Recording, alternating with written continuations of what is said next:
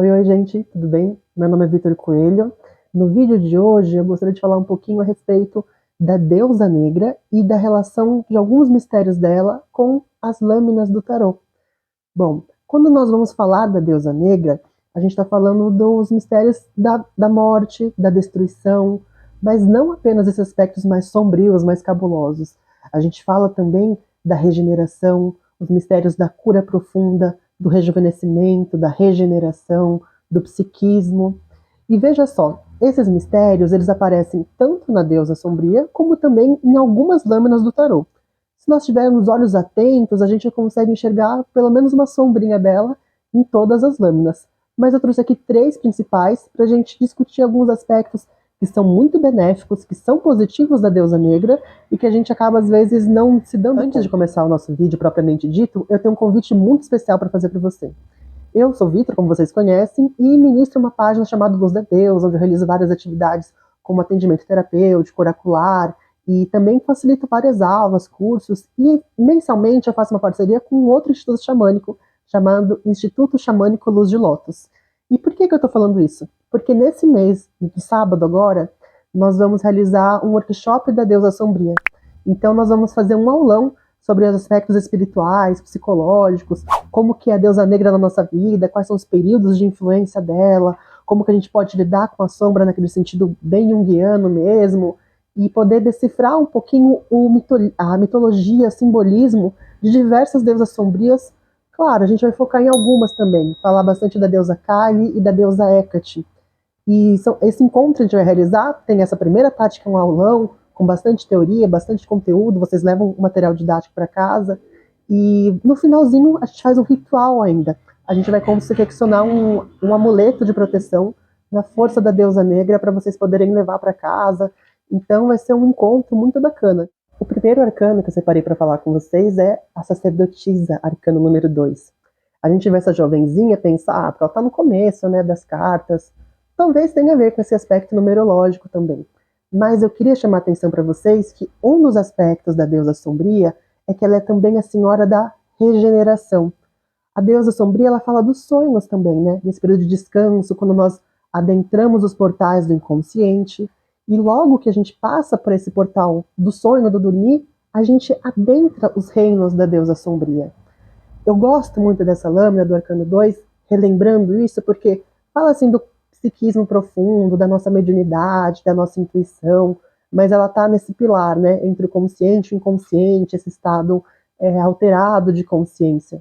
E, em especial, gente, eu queria trazer atenção para as várias romãs que estão atrás da sacerdotisa nessa figura e para o mar que está ali atrás também. A verdade é que quando a gente está passando pelo período da deusa sombria, é um período disforme. As coisas perdem a forma na nossa vida, a gente fica muito angustiado com o fim de ciclos, mas é interessante a gente perceber sempre que esse fim de ciclo ele é um prenúncio de um novo ciclo que está por vir. E justamente esse período que é mais disforme e realmente é complicado, doloroso muitas vezes, ele tem um potencial de fertilidade muito grande. Não à toa que toda essa energia que está voltada para os aspectos mais interiores nossos, que está representado na carta número 2, a sacerdotisa, na carta número 3, a imperatriz, ela vai explodir em criatividade.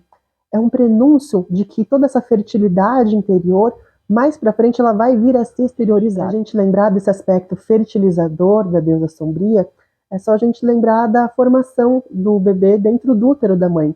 Essa formação ela precisa também da escuridão, precisa do quentinho, do escuro do ventre, para que aconteça o desenvolvimento dela. A mesma coisa com as sementes na terra. As sementes elas precisam desse primeiro período de trevas, de escuridão, para que eles possam se desenvolver e germinar na terra.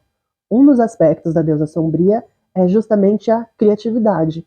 Mesmo que antes disso eu represente esse mistério mais disforme da deusa. Segundo arcano desafiadoríssimo é a morte, o arcano 13. A gente não gosta nem de ver na leitura, né? Mas também faz parte do tarô. Mas veja bem, quando a gente vai falar dessas rupturas no tarô, a gente tem ali 2, 3 cartas no máximo, mas existe toda uma continuidade. E quando a gente fala da deusa sombria, a gente também está falando de algo parecido. A lua negra, ela é uma das faces, mas tem a lua crescente, a lua cheia, a lua minguante, E quando a gente está encontrando o arcano 13, ele é uma ruptura também. Mas ela está no meio da jornada, ainda tem coisa para vir depois. E eu gosto muito dessa lâmina, porque vou até colocar a imagem para vocês poderem enxergar melhor na tela de vocês.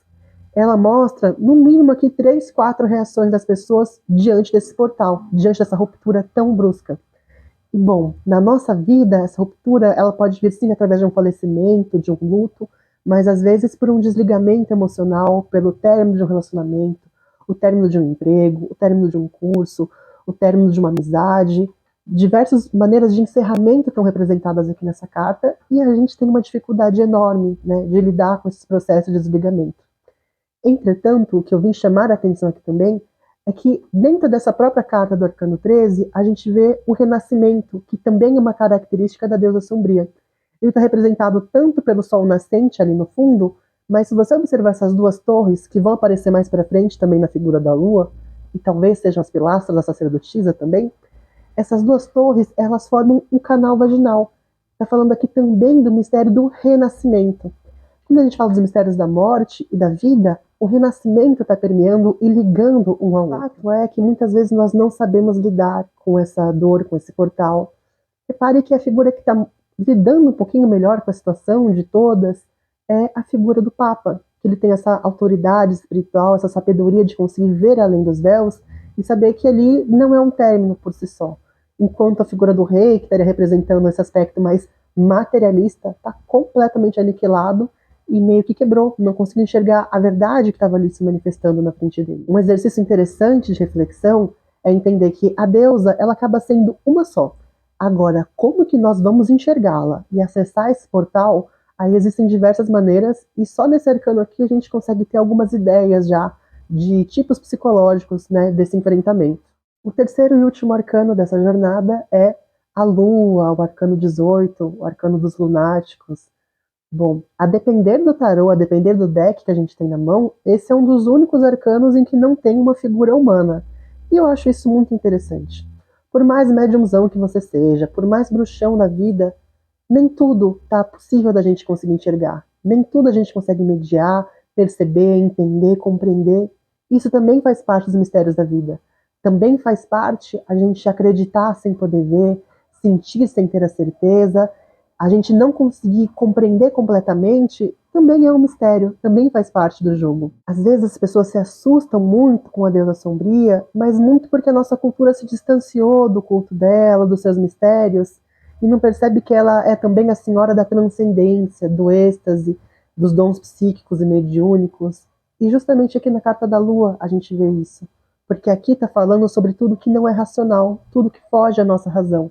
Por isso mesmo que a nossa intuição é muito aflorada pelos dons da deusa negra, por isso que ela é a senhora guardiã das chaves, dos portais, e é através dela que nós podemos ampliar os nossos canais de consciência, de conexão com o divino, e até mesmo de transcendência, de acessar o nosso espírito. Mas só nessas 3 cartas aqui, eu trouxe 3 aspectos que não são terríveis, temíveis e tão destruidores assim. A gente vai encontrar esse poder de rejuvenescimento e fertilidade da deusa negra, esse poder de recomeço, afinal ela é a senhora das 3 passagens, vida, morte e renascimento, e também o poder da intuição e da transcendência. Eu tenho outros trabalhos sobre a deusa negra, então eu recomendo que você dê uma olhadinha no meu canal, nas minhas outras redes, para poder acessar textos. Tem até um muito bacana sobre psicologia analítica e a mãe sombria, mas caso você tenha gostado desse tema, eu reafirmo novamente o convite para esse sábado agora participar com a gente do workshop A Deusa Sombria e os Reinos Espirituais da Deusa no Xamanismo. E mensalmente nós realizamos encontros que têm esse preço bastante acessível, que o nosso maior intuito é as pessoas poderem conhecer mais a respeito da espiritualidade da Terra, a espiritualidade da deusa. Então convido você a dar uma olhadinha, seja na página do Luz da Deusa ou na página do Luz de Lótus, para poderem conferir a nossa agenda, o cronograma completinho e quais são as atividades que a gente está oferecendo mês a mês. Varia em torno de 20, R$ 35, é um preço bastante acessível para todo mundo poder participar. Tudo bem? Bom, então, nos vemos no próximo vídeo, ou quem sabe, nesse sábado já agora, tá bom? Beijão, até a próxima.